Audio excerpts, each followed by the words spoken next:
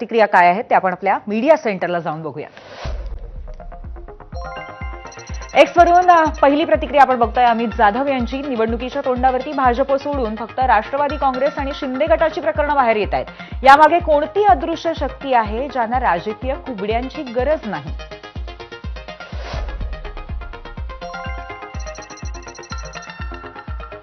मुळात या आणि अशा अनेक घोटाळ्यांना लपवण्यासाठी आणि तुरुंगात जाण्यापासून वाचण्यासाठी अजित पवार असो किंवा शिंदे हे भाजपसोबत गेले, पण ते यातून जास्त दिवस वाचणार नाहीत. आशिष मनोरे एक्सवरून आपली प्रतिक्रिया देत आहेत.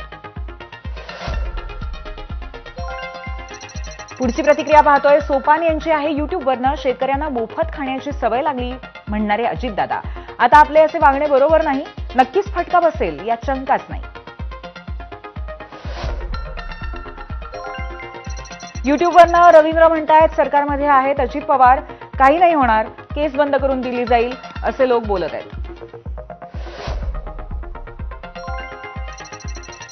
पुढची प्रतिक्रिया बघतोय. फेसबुकवरनं उल्हास राऊत यांची काहीही फरक पडणार नाही. याउलट पुण्याचे तहसीलदार सूर्यकांत येवले यांचे तडकाफडकी निलंबन केलंय. सरकारी अधिकाऱ्यांवरती खापर फोडून मोकळे होतील.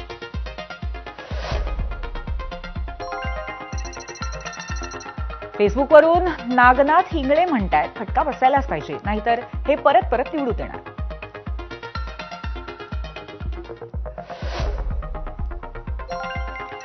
इंस्टाग्रामवरनं सुरेश मोटे यांची प्रतिक्रिया आहे. अजित पवार यांना फटक्या बसण्यासाठी प्रश्नच येत नाही.